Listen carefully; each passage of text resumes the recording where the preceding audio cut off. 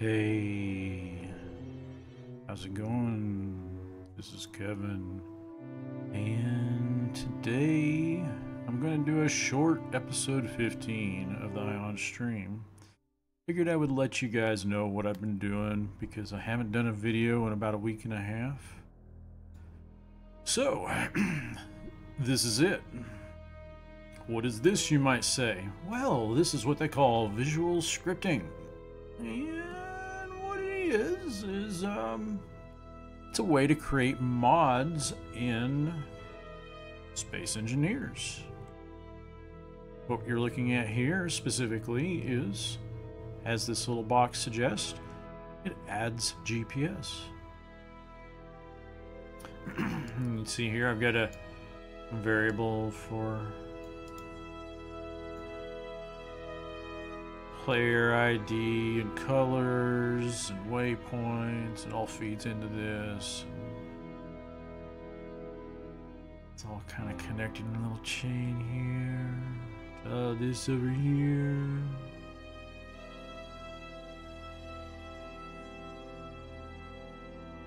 Although layout doesn't mean anything, I can take this group of code here and put it over here, and it's not going to function any differently over here than it did over here.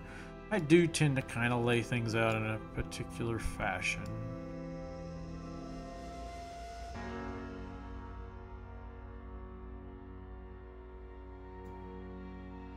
But essentially the way it works is you have different events that you can key off of. Player spawn. In fact, I've got a little thing here for player spawn right here. Whenever a player is spawned, this message is displayed about the proving grounds. Player entered cockpit.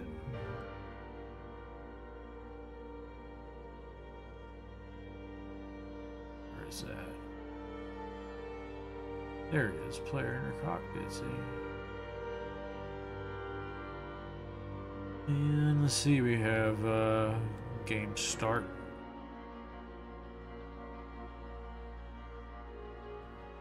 That does nothing right now, so let me get rid of that. Things that happen when a player connects.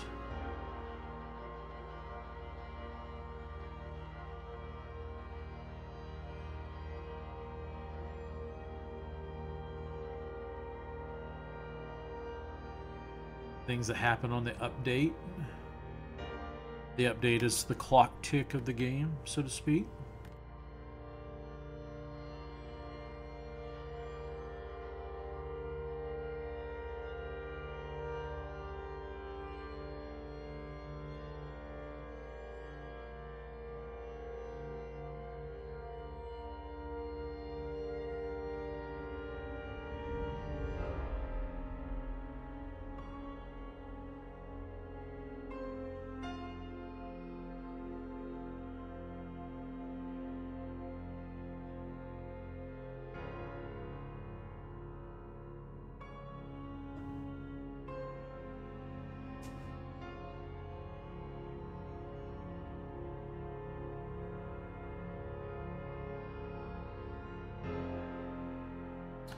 This right here is actually part of my display system. This portion displays who is a member of the referee faction. Here's the red team faction here, and the blue team faction here. And it's displays onto the displays. But in point of fact, any one of my functions here can display something, because the way I've set up my displays, here's the actual portion of the where the display panels get updated, and essentially what we've got the update timer, and it looks at each variable here, and whatever's in the variable, it displays on that panel. So out at all these functions over here, I can construct what's in that variable. And then on the next clock tick, it's going to get displayed on the LCD panels in the station.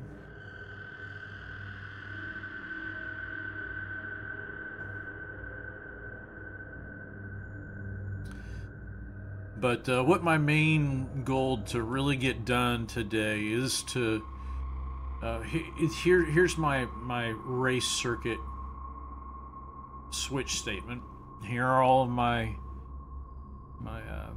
waypoints along the way.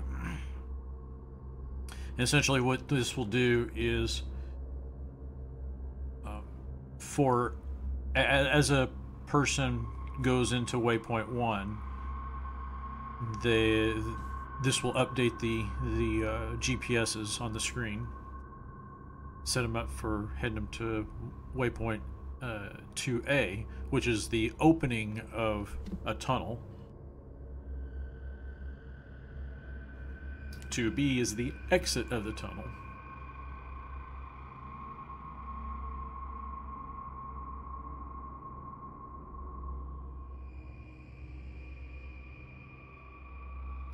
I've kind of held off on my idea of having tiers of scores in this race.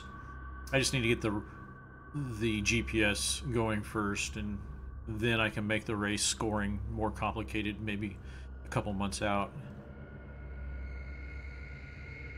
But right now what I really need to do is take all this code right here, from here to here,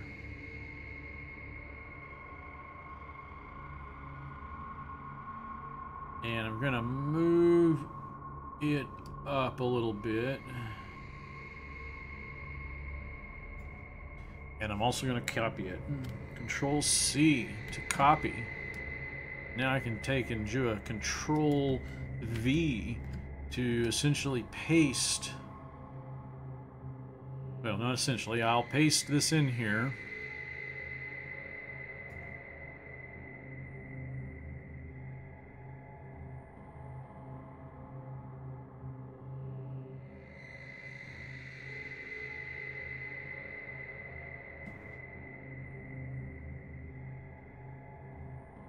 And I'm going to grab that, and I'm going to put that right there.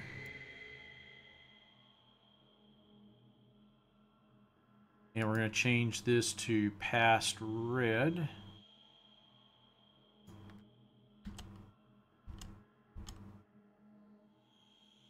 This one to past green.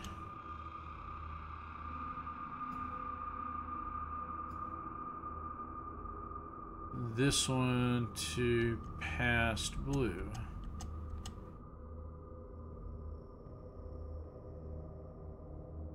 But before we actually do that, I need to do this. I need to do another function here. I need to add a GPS highlight that does a remove name here.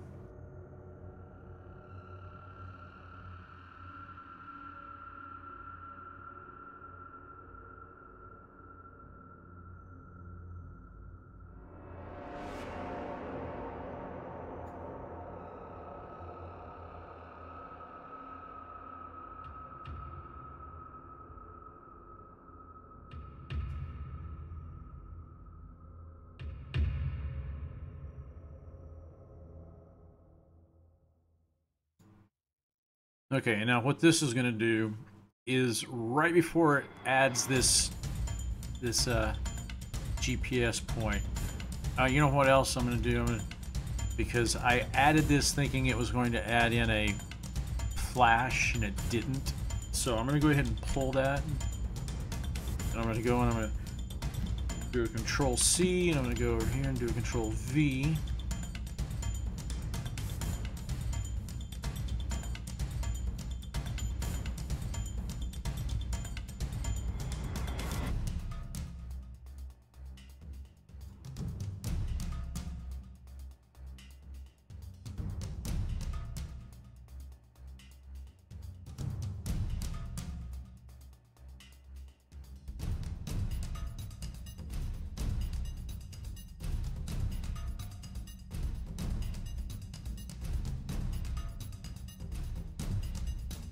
Okay. Save that. Now let's go back over to the game.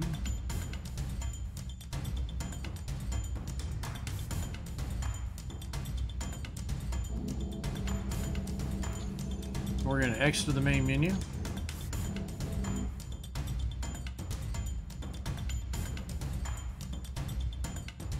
And we're going to load the game again. And keep your fingers crossed. Hopefully, as soon as this starts up, the script will start. And we will find that out as soon as the game starts by pressing F11 once and then again. So.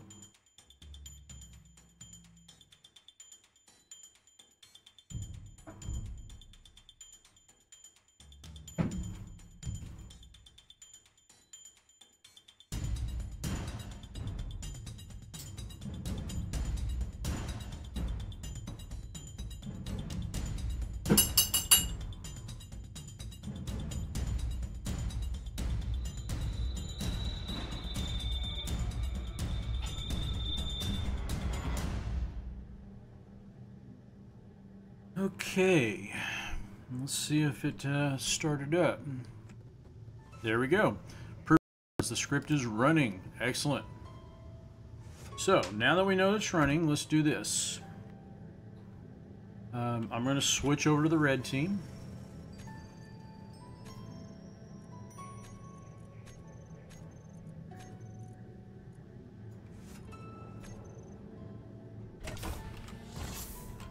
Now we're going to go out there and get in that that ship, and then we're going to fly out to the asteroid and see if the GPS updates the way I want them to. And basically we're just going to see if waypoint 1 changes from the future color to the past color as soon as I pass through the gate, because it should.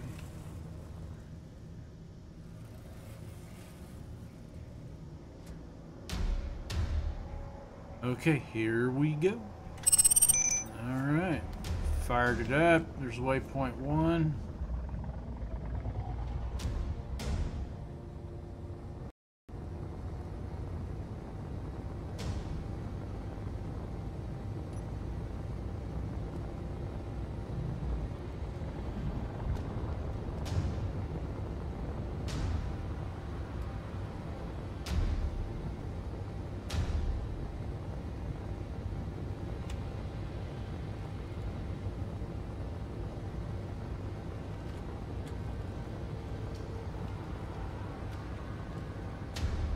I think my past waypoint color is red, if I remember right.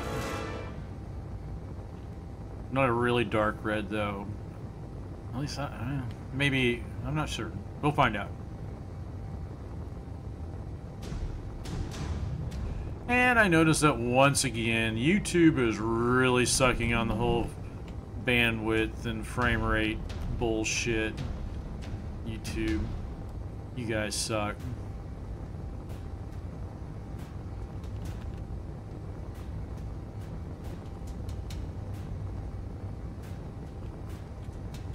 Actually, Google sucks. In general, Google sucks.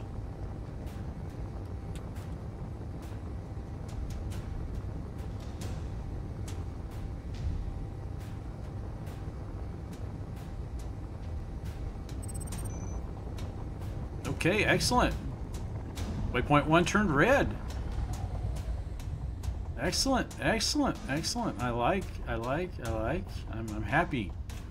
Very happy there.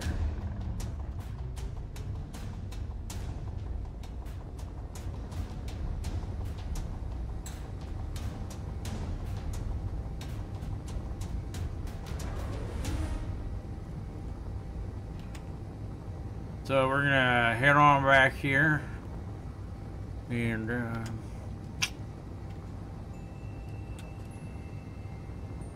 consider that coding test successful. Successful. I feel like George Bush.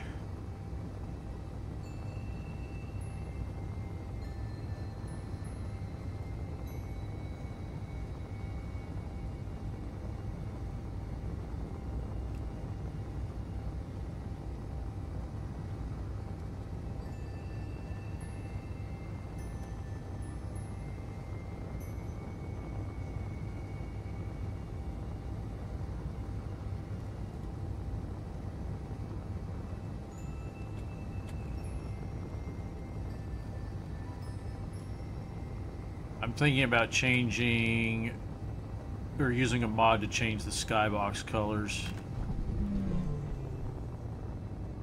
I think they should be darker, personally.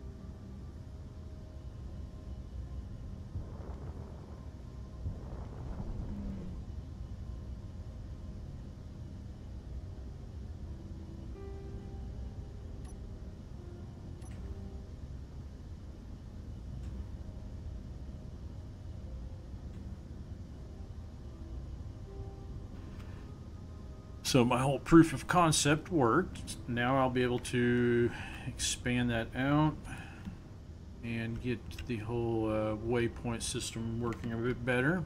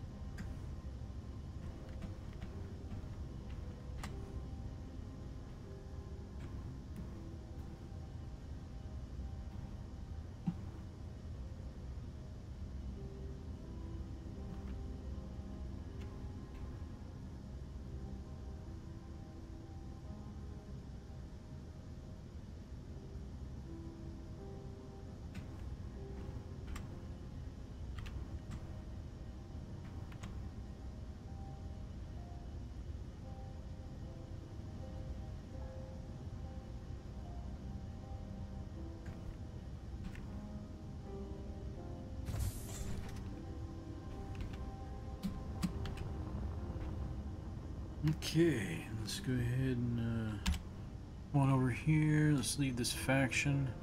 Leave this faction behind. You guys suck.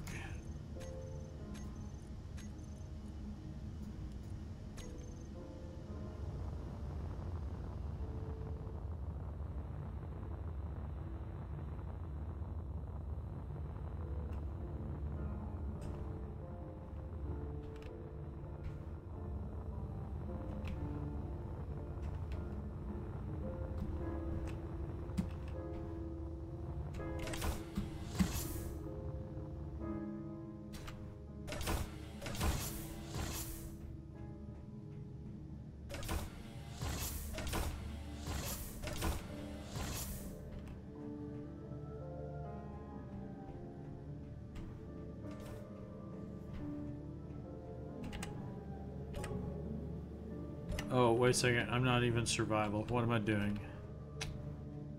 Silly me, silly me. Alright. Let's hop over here. We're gonna exit. Save changes.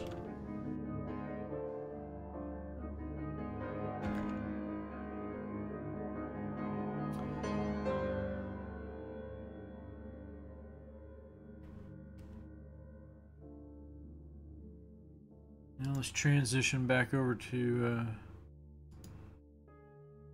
this here. And we are now going to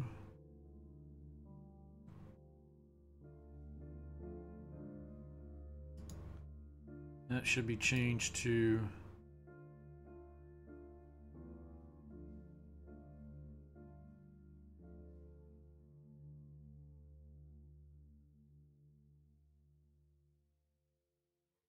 let's see here.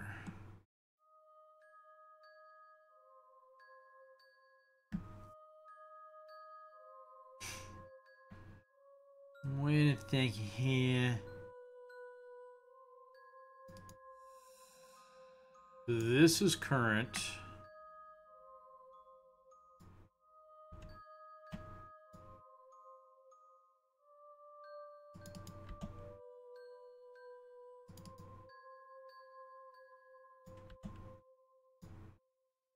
this is next.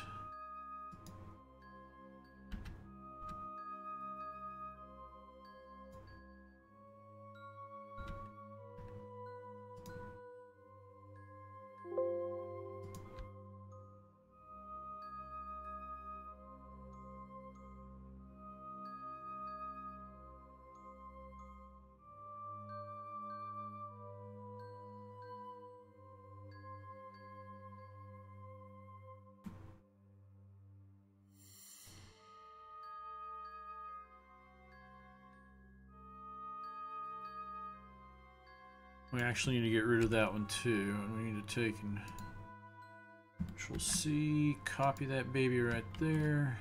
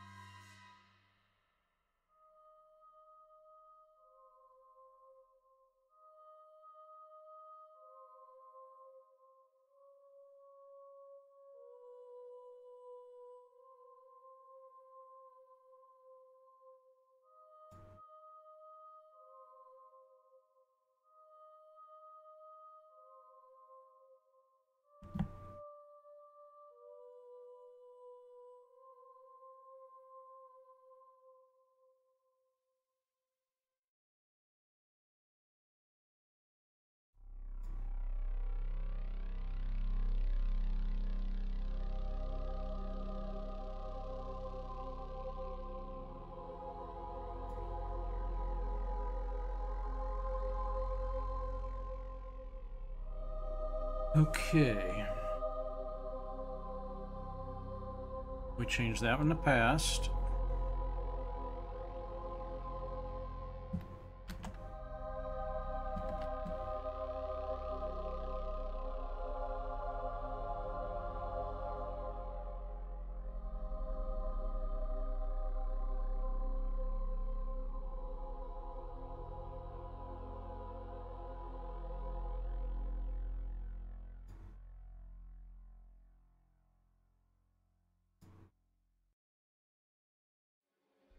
Current red, current green, and current blue.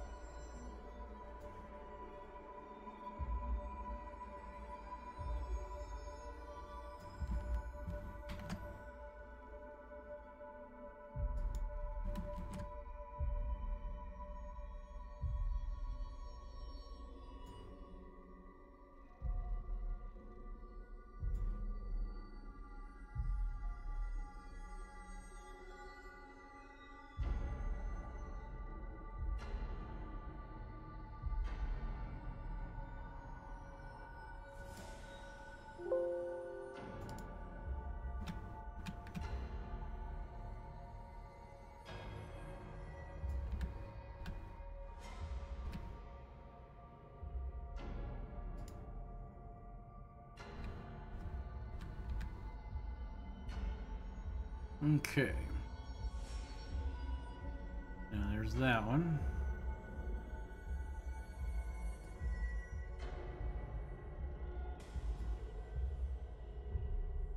Slide that up there a little bit more.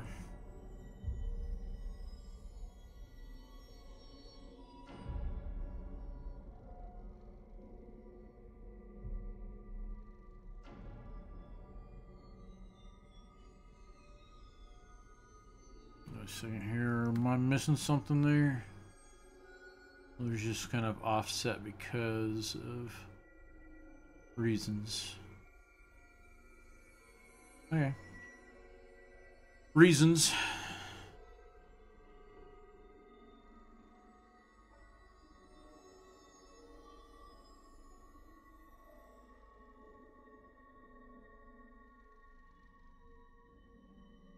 Okay, we're gonna grab that whole thing there. And we're gonna copy it.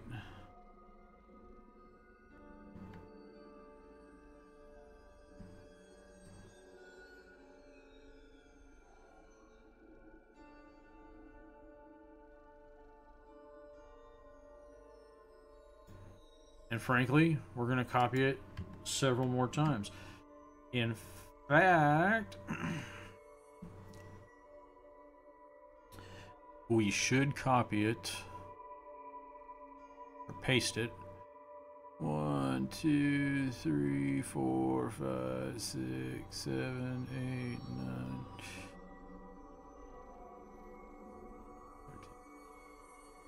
18, about 18 times at the my eyes got a little squirrely there, so I think they're telling me, you know what, you should go to bed. But do I ever listen? Fuck no. I mean, who listens when people tell them to go to bed? Even my own body can tell me to go to bed. I'm only like, hey, you're not the boss of me.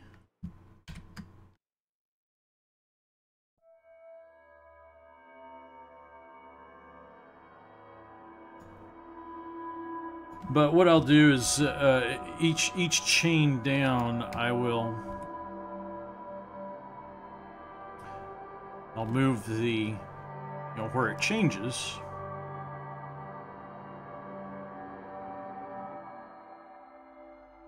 And I also need to put in a Boolean variable that says, hey, I've passed this point, and make it to where you also can't go out of order.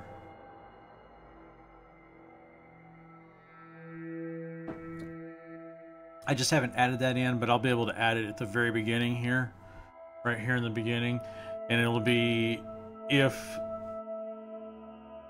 Boolean for here hasn't been tripped yet, then you can't do this next one, and if that one hasn't been done yet, you can't do this next one. Then 5 all the way down. But you'll get the picture when you see it in actual practice.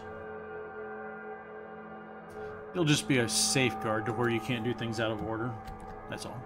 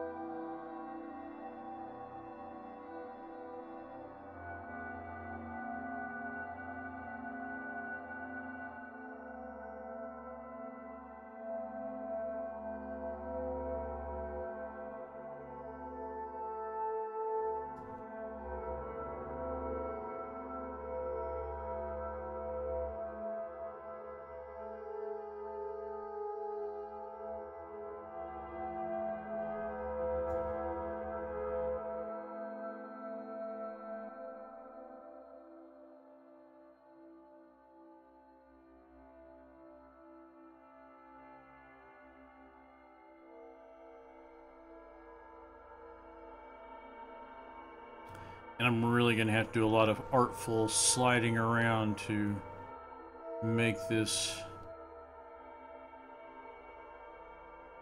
get this done.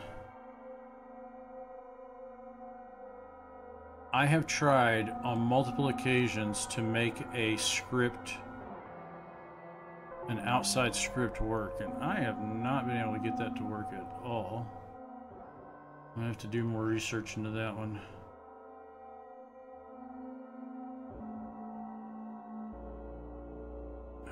Let's grab both of those.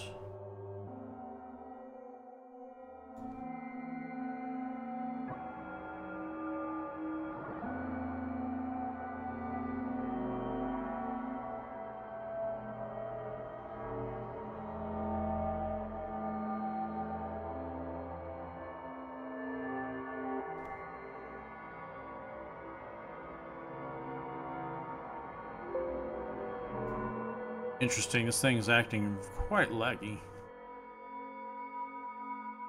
And I am literally talking this editor here.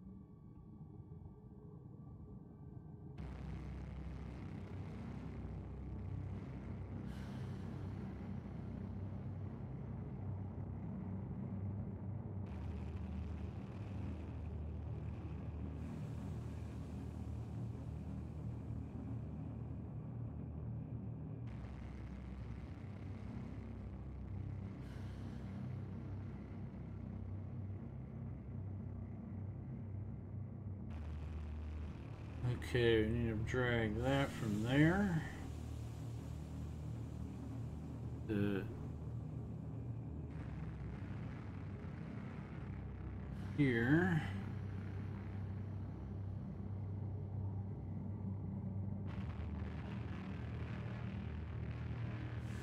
And we need to drag the trigger name to here.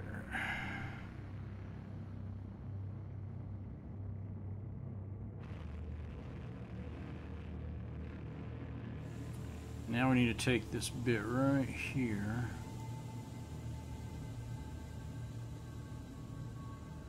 Let's kind of slide this over this way.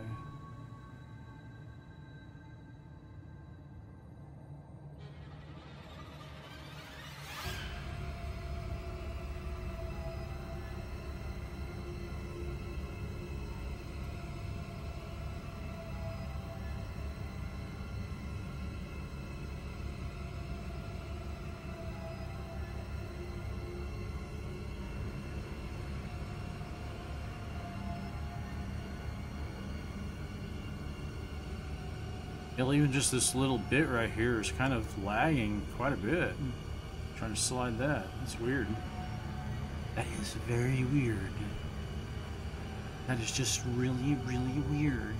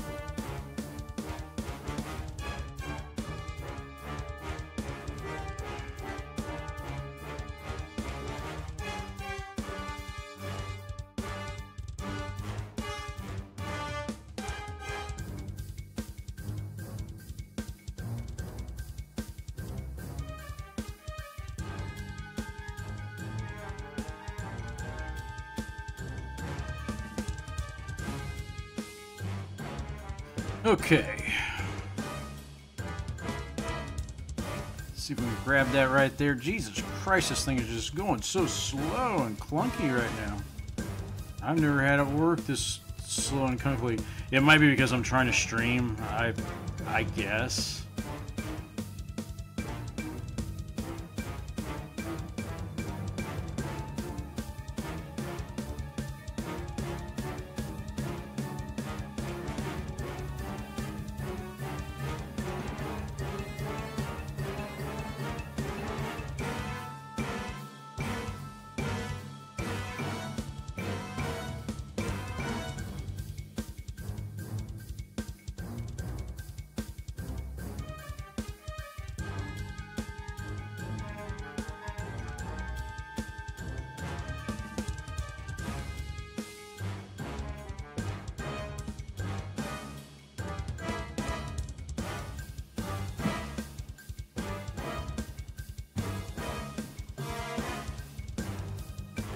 Actually, I'm going to save this and restart just to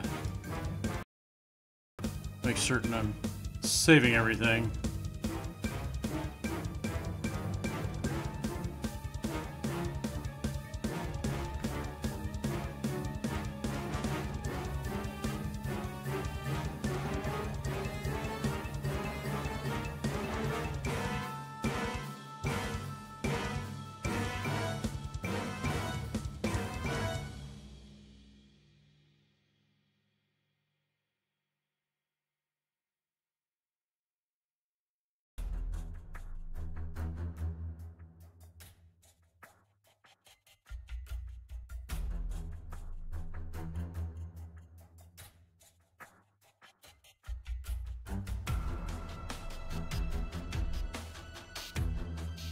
I'm guessing it just has something to do with the live stream.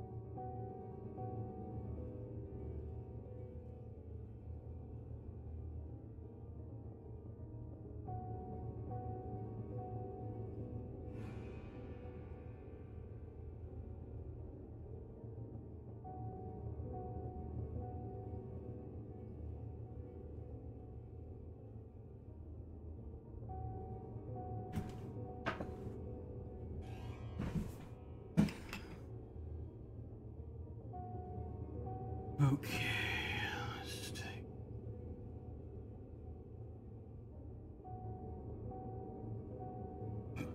Excuse me.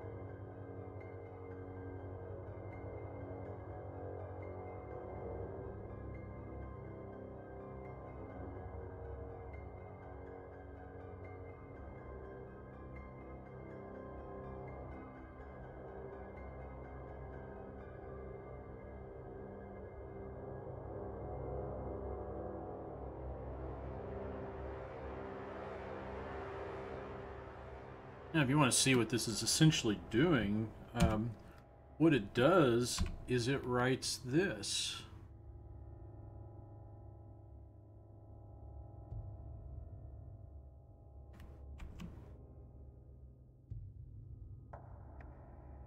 This is what this is, this graphical display.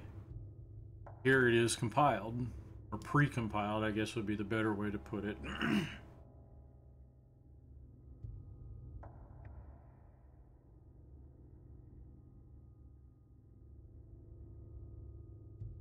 Declares the variables and everything, creates your functions, your classes.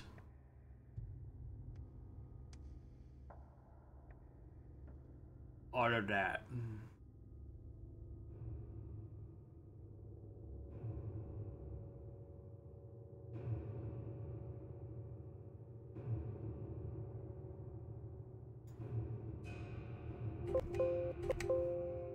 Now, personally, I wish there was a way that I could toggle back and forth between this view and this view, and then be able to say, okay, for example, if I could just do a copy and paste to do a bunch of stuff really fast, oh my god, I would do that in a heartbeat. Like this, everything I'm doing right here, all this right here. I would much rather do this in a text version and then just see how it's arranged is pretty immaterial. You can use a snap to grid thing here and literally kind of arrange it. But what's really important is the little interconnections in here. How everything is connected. These purplish blue boxes, those are variables, and they're feeding into these functions. This function takes these floating point numbers and then turns them into a color variable, which is then fed into this color input for adding a GPS. And this is a function right here. That's all it is. It's a function that's being called, and the function has specific parameters that we can supply. It doesn't have a specific output. So this white line, you might say it's the loop. It's the chain. So it's like, okay, the command issues this command and it's done, and then it goes on to the next one. These are all the inputs to this particular function. And when you come back here, you can see how I've got multiple little white lines, and each one is a particular path that might be followed depending on whatever.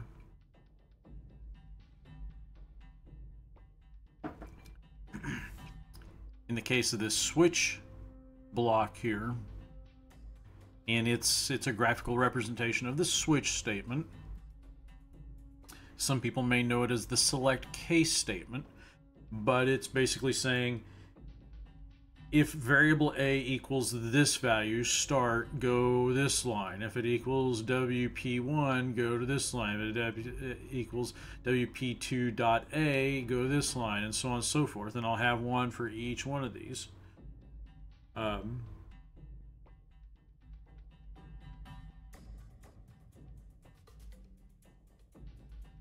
We also have some branching here. This is the equivalent of a true-false statement. If this value is true, then this value comes out as true, and the line, the chain goes this way. If this value is false, it goes this way, and you have a little line here, so you can branch based on whether this value is true or false. Then you can use like this arithmetic function to do comparisons and create outputs that can concatenate strings, but it can also do, come on, there we go. You can do completely brain farting on this. Those are not arithmetic, those are not Boolean, it's a comparator. Basically saying that one is equal to the other, or one is not equal to the other, or one is greater than the other, or one is greater than or equal to the other, so on and so forth. It's just not add or subtract. And what it does is look at these two inputs, and if they're equal, the output is positive. If they're not, it's negative. If it's the greater than, then this comes out either not positive or negative, depending on whether or not the statement is true or false. And then that can be used with this branching for doing essentially if-thens.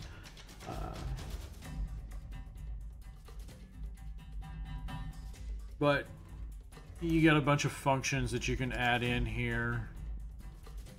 Audio functions, generic block functions, even cutscenes, and you get to all of this through the F11 menu, and then you essentially install it like you would a mod. Once it's constructed and you're completely fine, and you feel good about how it's running, you can publish it on the Steam Workshop, and then other people can download it too. And then they will install it, and it just runs like a mod. And apparently, this whole scripting language here is how you introduce special functionality to blocks for modding purposes.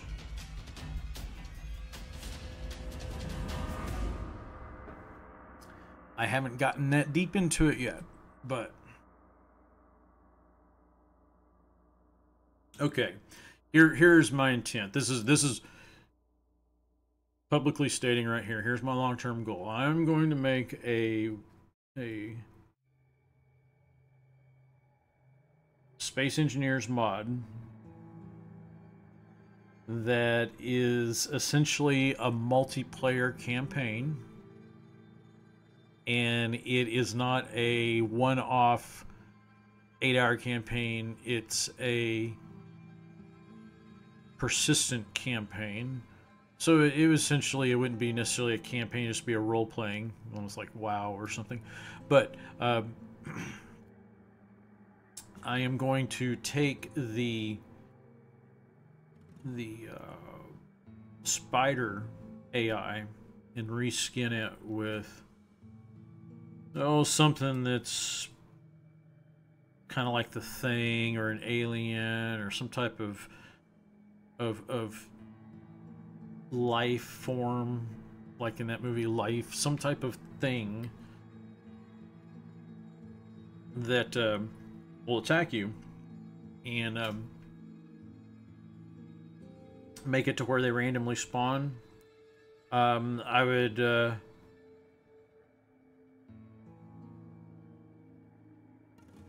make them fairly lethal, and I'd also make them fairly personal. Instead of, say, necessarily attacking ships, they're attacking people, but they'll attack people on ships. They're not a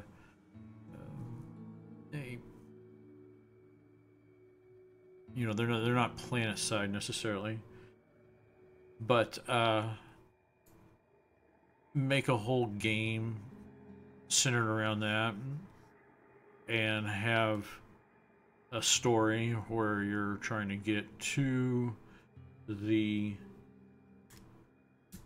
queen, you know, rescue something. You know, you would have a plot device there, but the point is that there's potential to create some interesting gameplay with space engineers, but is not being done thus far. Another thing I'd like to do long term, and I think that there's the possibility that I could do that, and that is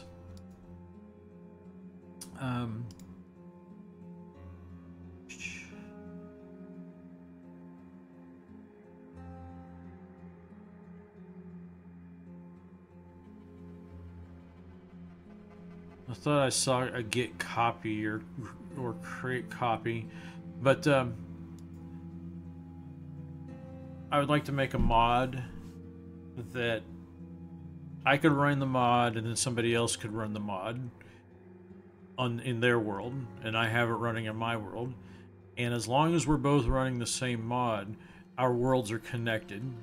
I can traverse. I can fly from his solar system to my solar system, and then from my solar system to his, or so, and then back again. You know. And then the third person, we could all, you know, and then I would eventually like to have a whole server network of different solar systems that are all neutral, and we can fight over those. But I need to create a mod that would enable that type of interaction. But I would want to have both of those kind of exist simultaneously within the same system, because what I would like to do with the whole alien creature mod is make it to where stopping the eventual wave of never-ending horde of alien creatures is your main objective, and your main objective isn't just to wait for them to get to your solar system, but to encounter them out far beyond yours and stop them way out there, and not you know, in your own backyard. So it brings up a whole, you know, casus belli for why you're going in creating spaceships, and why you're out there doing things. You're just not out there to mine, you know. That's you mine because you need the materials for your ships so you can fight this battle. You see what I'm saying? But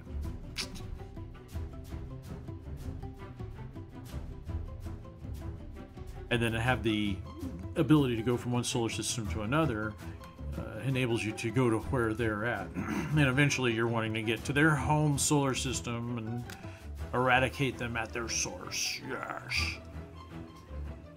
And we'll have like a, you know, a bunch of different solar systems in the server network, and only one of them is going to have the alien queen home base that they have to get back to, or have to get to kill her to win the game.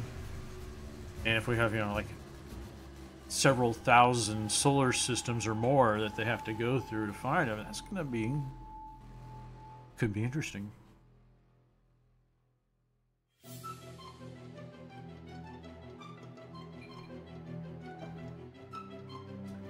Could be quite interesting.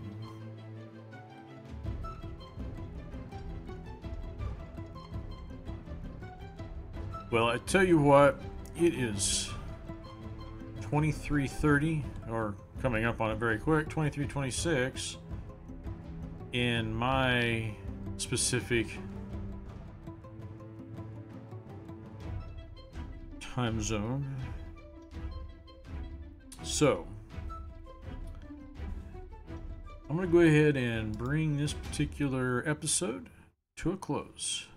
But tell you what, I am going to be working on this code for the most part over the next month. So I may not play the role-playing on my Tritera server much because I really want to work on this Proving Ground server. But as soon as I get finished with the Proving Grounds, I am going to publish this. This is going to go out onto the Steam Workshop. Then once a month, I want to stage a Proving Grounds competition. And eventually I would like to make it available to anybody who wants to participate. Essentially, here it is. We're going to have a 100-kilometer circuit, and it may be more than one lap later. It depends on how, feedback. Initially it's just going to be one loop. You have the ability and the right to upgrade your ship, or an upgrade is not necessarily what you might think it is. Sometimes people try to upgrade their ships and they make them slower because they become heavier. So upgrades aren't necessarily what you might think, and they can actually be detrimental to your performance. But if you think that you need to get out there and weld some more engines on your ship, you're more than welcome to do so. And good pilots know how to do that at 100 kilometers per hour, or 100 meters per second, I'm sorry. And if you know what I'm saying about doing that at 100 meters per second, then you know exactly what I'm talking about. You ramp up to 100 meters per second, and you get out of your fucking ship, and then you start doing work on it while you're moving at 100 meters per second. And then you get back into the cockpit when you're done and continue on without missing a beat. But it's a risky maneuver. It can be quite risky. But yeah. So yeah, this is an hour-long video today. Sorry I haven't been on. I am going to be getting on more, and I'm trying to decide whether or not I'm going to do my videos on Twitch from now on, or whether I'm going to continue to use YouTube. And I've thought about trying out Facebook as well.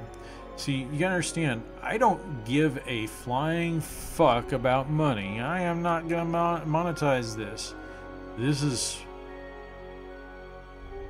in many ways, what this is the love of a game,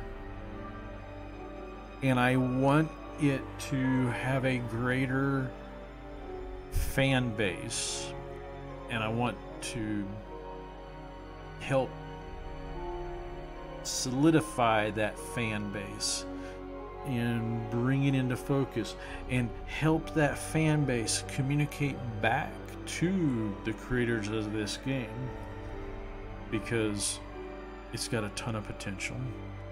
It has potential for game modders to create an infinite variety of ancillary, tertiary games that literally may not even look like Space Engineers, but underneath are completely Space Engineers. Alright guys, y'all take it easy. Peace out.